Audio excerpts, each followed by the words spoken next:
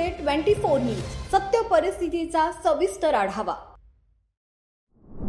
मालपूर येथे वटपौर्णिमेनिमित्त महिलांचा मोठा उत्साह पाहायला मिळाला। येथील सुवासिनींनी वटपौर्णिमेचा कडक उपवास करत वटवृक्षाची मनोभावी पूजा केली।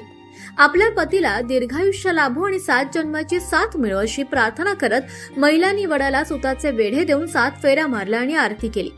या व्रतामागे एक पौराणिक कथा आहे। सती सावित्रीने आपल्या अल्पायुष्य पती सत्यवान याचे प्राण परत मिळवण्यासाठी आणि सासू सासऱ्यांची गमावलेली दृष्टी पुन्हा मिळवण्यासाठी यमराजाकडे कठोर तप केले होते। सावित्रीच्या याच भक्तीमुळे प्रसन्न होऊन यमदेवानं सत्यवानाला जीवनदान दिलं। हीच परंपरा आजही भारतीय संस्कृतीत तितक्या श्रद्धेने जपली जाते। मालपूर मधील या मंगलमय वातावरणाचं थेट चित्रण केलं आहे आमचे प्रतिनिधी प्रभाकर आडगाळे यांनी। पाहूया हा सविस्तर ग्राउंड रिपोर्ट। भद्र देशामध्ये अश्वती नावाचा एक राजा होता। त्या राजाला सावित्री नावाची एकुलती एक पोरगी होती। त्या राजाला सांगावून तिने स्वतःला आवडलेला सत्यवान नामक एका राजपुत्राशी तिने विवाह केला। सत्यवानाचा पिता द्युमतसेन हा आंधळा होता। आंधळा असल्यामुळे त्याला त्याचं राज्य गेलं आंधळा असल्यामुळे। मग त्याला त्याच्या परिवारासह त्याला अरण्यात जावं लागलं। सत्यवान हा शूर होता, रूपवान होता, हुशार होता, पण त्याचं आयुष्य फार कमी होतं, अल्पायुष्य होता। मग नारद मुनींना हे सर्व माहिती होतं, परंतु नारद मुनी त्या भावात वारंवार सांगून सावित्रीने सत्यवानाशीच विवाह केला। तिला सांगितलं की याचा हा अल्पायुष्य आहे, आपलं वय फार कमी आहे। तर तिने काय ऐकलं नाही, तिने त्याच्या सत्यवानाशी विवाह केला।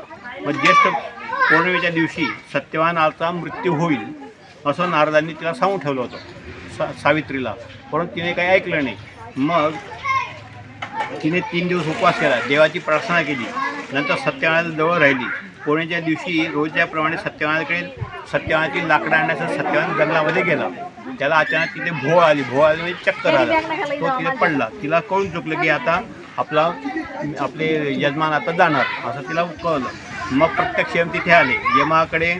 यम आल्यानंतर तिने यमाकडे प्रार्थना केली की माझ्या पतीचे प्राण मला परत द्या, पण यमाने काय ऐकलं नाही। त्यानंतर तिने यमाने तिला यमाच्या मागे तिने पाठलाग केला। मग यमाने तिला सांगितलं तू काही वरांना तू काहीतरी 5 वर माझ्याकडनं मागून घे, 4 वर, 5 नाही 4 वर मागून घे। आणि मग त्याप्रमाणे तिने 4 वर मागितले। 4 वर असे मागितले की तिने आपले जे आंधळे शास्त्र होते ना त्यांना मला दृष्टी यावी। नंतर त्यांचं राज्य त्याला जसं तसं राज्य लोकांनी जप्त केलं ते राज्य जसं तर त्यांना परत मिळावं। नंतर आपल्या निपुत्रिक पुत्राला मुलगा व्हावा। आणि 4था वर तिने काय सांगितलं की माझ्या पतीचे प्राण मला परत द्यावे। ती फार हुशार होती, यमाने तिच्या हुशारीचं कौतुक केलं।